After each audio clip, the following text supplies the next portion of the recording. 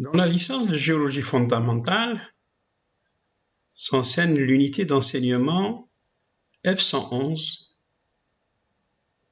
qui est la géologie dans le programme est le suivant.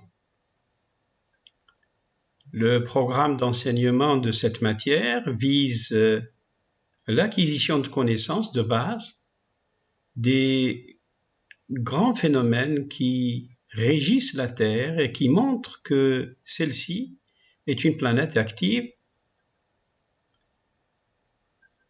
marquée par une dynamique dont il faut tenter de comprendre le fonctionnement. Pour ce cours d'enseignement, il faut quelques notions de géologie que vous avez acquises au cours de votre formation au lycée.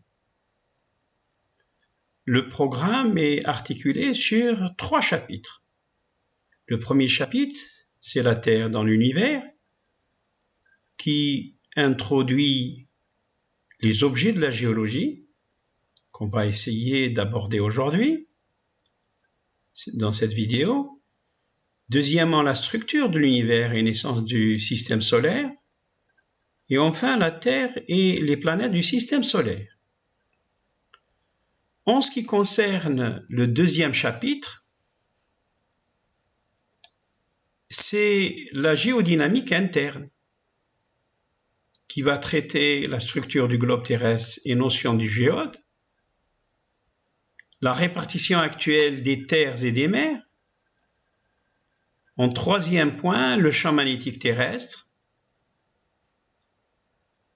la dérive des continents ou ce qu'on appelle la tectonique des plaques ou l'expansion des océans. Ce sont des théories qui se complètent les unes les autres. Enfin, les séismes et les volcans. En troisième chapitre, c'est la tectonique. Elle traitera la déformation cassante, les failles, la tectonique souple, les plis, les chevauchements et nappes, et enfin la formation des chaînes de montagnes. En ce qui concerne les travaux pratiques, vont porter essentiellement sur la cartographie. Vous allez tout simplement étudier les cartes topographiques avec une présentation de cartes topographiques, la notion d'échelle, les réseaux de coordonnées, l'orientation, définition et caractéristiques des courbes de niveau.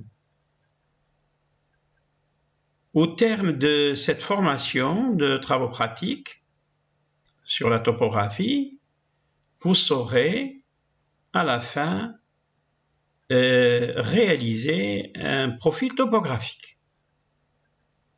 En ce qui concerne l'évaluation de cette unité de formation, elle portera sur un examen de cours et des contrôles continus en travaux pratiques.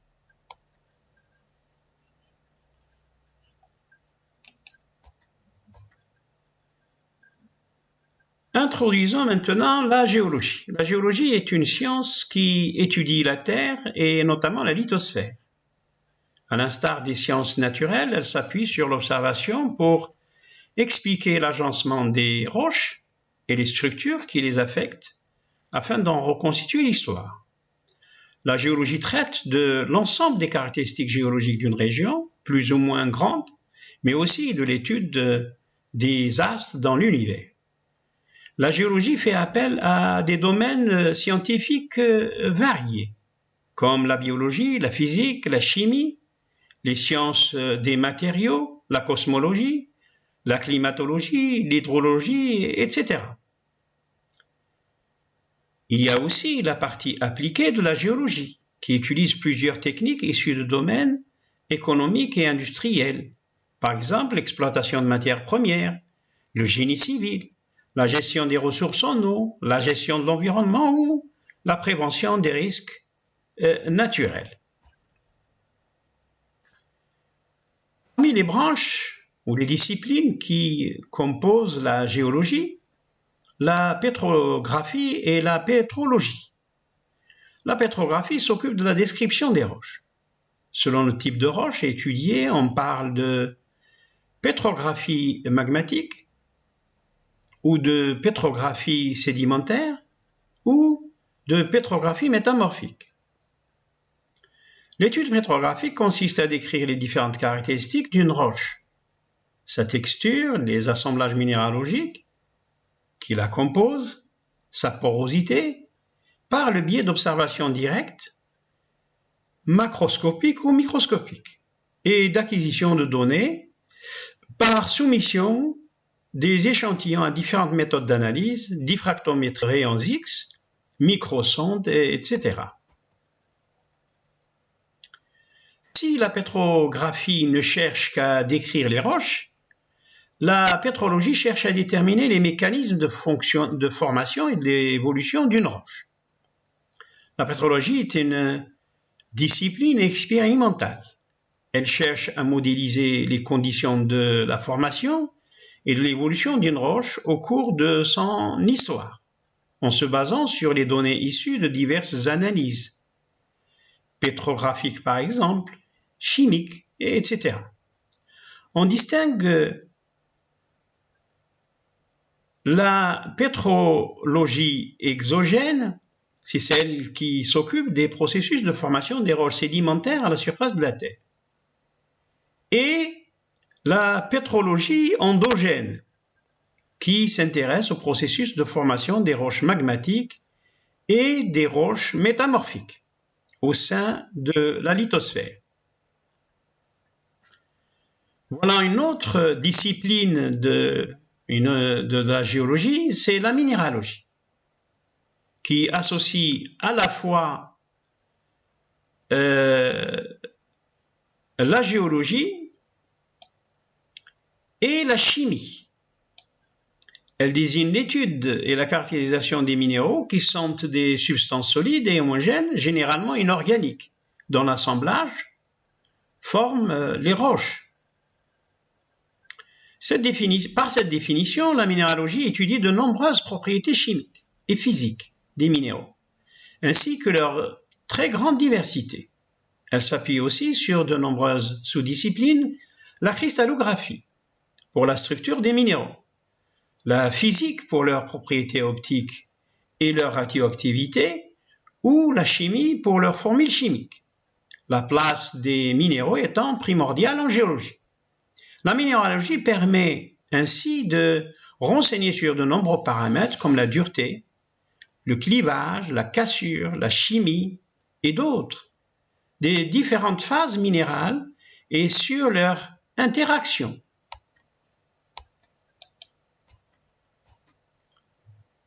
La stratigraphie est une discipline encore qui étudie les couches géologiques qui sont superposées les unes sur les autres, de la plus ancienne à la plus récente. Parfois nommée géologie historique, la stratigraphie est une branche pluridisciplinaire, étudiant l'agencement des différentes couches géologiques afin d'en tirer des informations temporelles qui sont liées au temps géologique ou à la chronologie. Elle se base sur plusieurs types d'études différentes, comme la lithostratigraphie qui traite les strates ou étudie les strates des roches sédimentaires, la biostratigraphie qui étudie les fossiles contenus dans les strates et leur biofaciès, ou la magnétostratigraphie qui étudie le magnétisme ancien des roches. Dans la corrélation des informations, permet de dater les couches géologiques de façon relative et de les placer de manière précise sur l'échelle des temps géologiques. Ces études reposent sur un certain nombre de principes qui permettent d'expliquer la logique de l'agencement. La logique de l'agencement primaires, primitifs, initiales, des couches géologiques, comme le principe de superposition ou le principe d'identité paléontologique. Voici une superposition, une succession, si vous voulez, de strates, de la base vers le sommet. Les strates déposées les premières, à la base, sont les plus anciennes. Les strates qui sont déposées les dernières et au sommet sont les plus récentes. Voilà la logique de superposition. La stratigraphie trouve de nombreuses applications, aussi bien scientifiques qu'industrielles. L'élaboration de l'échelle des temps géologiques s'effectue par le biais des différentes informations stratigraphiques récoltées tout autour du globe. C'est ce que l'on nomme la chronostratigraphie. L'utilisation des méthodes sismiques permet aussi d'étudier des séquences de dépôts à la bordure des bassins sédimentaires, où les successions de séquences sédimentaires sont contrôlées par les variations du niveau de la mer et par les événements tectoniques. On parle alors de la stratigraphie séquentielle. Les études de ces agencements de couches sont par ailleurs utiles dans la recherche d'hydrocarbures. Encore d'autres branches de la géologie, c'est la paléontologie et la paléobotanique. Ce sont des disciplines conjointes à la biologie et à la géologie, dont le champ d'étude se concentre sur les êtres vivants animaux et végétaux disparus ou fossiles, comme des macrorestes ou des microrestes. L'analyse des fossiles permet de comprendre la succession et l'évolution des êtres ayant vécu au cours des temps géologiques. Dans le cas de l'étude de fossiles microscopiques, on parle alors de micropaléontologie ou de palynologie, en partie, ou de paléogénétique.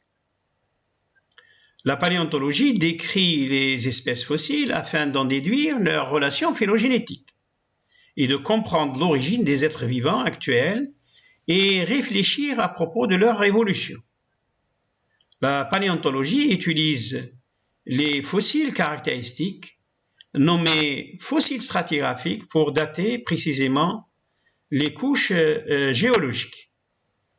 Les types d'espèces présentes au sein de ces couches permettent également de reconstituer le paléo-environnement correspondant à l'époque du dépôt de la couche étudiée. Par l'étude de l'évolution des êtres fossiles, des espèces fossiles, les chercheurs peuvent aussi obtenir des informations sur les variations des milieux et du climat au cours des temps géologiques.